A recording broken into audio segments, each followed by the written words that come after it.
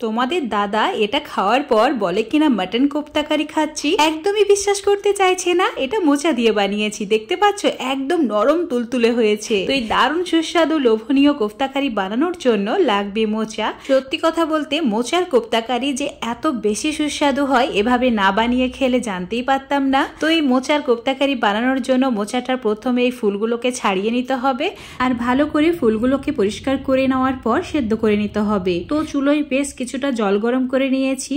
এখন কড়াইয়ের মধ্যে দিয়ে দিতে হবে সামান্য পরিমাণে নুন আর হলুদের গুঁড়ো। তারপর পরিষ্কার করে ধুয়ে রাখা মোচার ফুলগুলোকে দিয়ে দিতে হবে। একটু নাড়াচাড়া করে ঢাকা দিয়ে দিচ্ছি।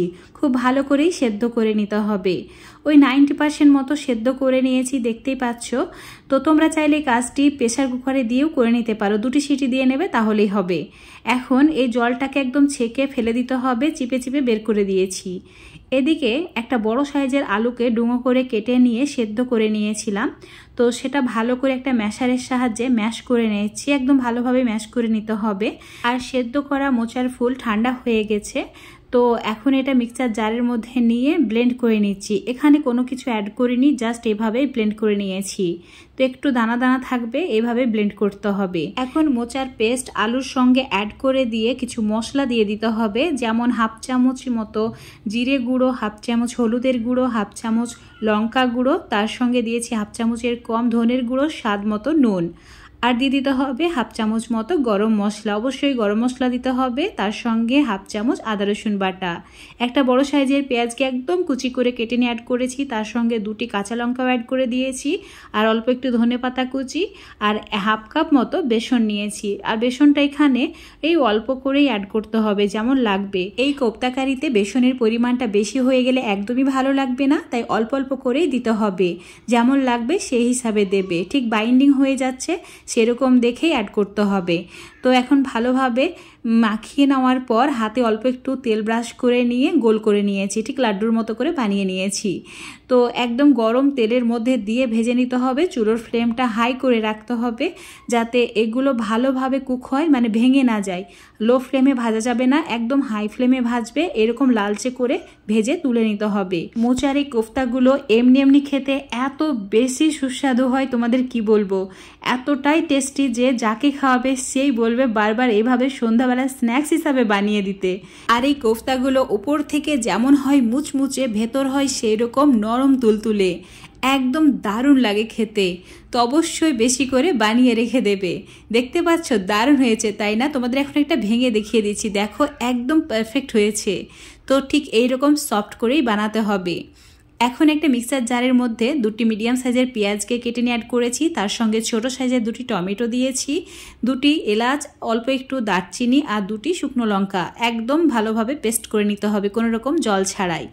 তো এটা রেডি হয়ে গেছে। এদিকে চুলোর উপর একটা ফ্রাইং প্যানে দিয়ে দিচ্ছি 4 চামচ সর্ষের তেল। তেল গরম হয়ে গেলে দিয়ে দিতে হবে হাফ চামচের একটু কম গোটা জিরে, 2টি তেজপাতা, আর এই গোটা জিরেটাকে লালচে করে ভেজে নিতে হবে। তারপর যে পেস্টটা করে রেখেছিলাম পেঁয়াজ টমেটো, সেটা দিয়ে দিচ্ছি।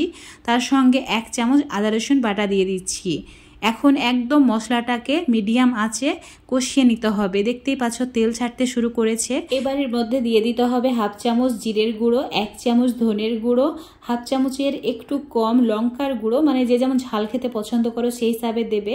আর দিয়ে দিতে হবে হাফ চামচ হলুদের গুঁড়ো, স্বাদ মতো নুন। এখন একদম ভালোভাবে কষিয়ে নিতে হবে, মশলা যাতে পুড়ে না যায়, তাই সামান্য পরিমাণে জল দিয়েছি। লো ফ্লেমে একটু সময় নিয়ে কষিয়ে নিয়েছি। যত ভালো করে মশলা কষানো হবে গ্রেভির স্বাদ তত বাড়বে, মানে এই কোফতা কারির স্বাদ তত বেড়ে যাবে। এখন 1 গ্লাস মতো জল দিয়ে ভালো করে জলটা ফুটিয়ে নেব, মানে গ্রেভিটা ফুটিয়ে নেব। গ্রেভি ফুটতে শুরু করলেই ভেজে রাখা কোফতাগুলোকে অ্যাড করে দিতে হবে। এবার চুলোর ফ্লেমটা মিডিয়াম টু হাই করে রেখে ওই 5 মিনিট মতো রান্না করে নেব। এই সময় ঢাকা দেওয়া যাবে না, আর অতিরিক্ত নাড়াচাড়াও করা যাবে না। 5 মিনিট রান্না করে নিয়েছি। এখন চুলোটা অফ করে দিয়ে অল্প পরিমাণে ধনেপাতা ছড়িয়ে দেব। তো 5 মিনিটে খুব ভালোভাবে এটা কুকও হয়ে যাবে। দেখতেই পাচ্ছ একদম পারফেক্ট হয়েছে। তো এখন ঢাকা দিয়ে 5-6 মিনিট মতো রেখে দিচ্ছি, তারপর তোমাদের দেখাচ্ছি। দেখতেই পাচ্ছ কোফতা কারিটা দারুণ লোভনীয় হয়েছে। একটাও কোফতা ভেঙে যায়নি, আর ফুলে একদম ডাবল হয়ে গেছে। ভেতর থেকে একদম নরম তুলতুলে জুসি, মুখে দিলেই যেন মিলিয়ে যায়। খেতে একদমই তো মাটন কোফতা কারির মতো। তো আজকের এই দারুণ সুস্বাদু একদমই ইউনিক মোচার কোপ্তাকারি রেসিপিটা তোমাদের কেমন লেগেছে অবশ্যই জানাবে। এখন তোমাদের ভেঙে দেখিয়ে দিচ্ছি, দেখো একদমই পারফেক্ট হয়েছে। তো অবশ্যই এভাবে একবার ট্রাই করে দেখবে। আশা করছি রেসিপিটা ভালো লেগেছে। ভালো লাগলে লাইক, শেয়ার, কমেন্ট করে দেবে।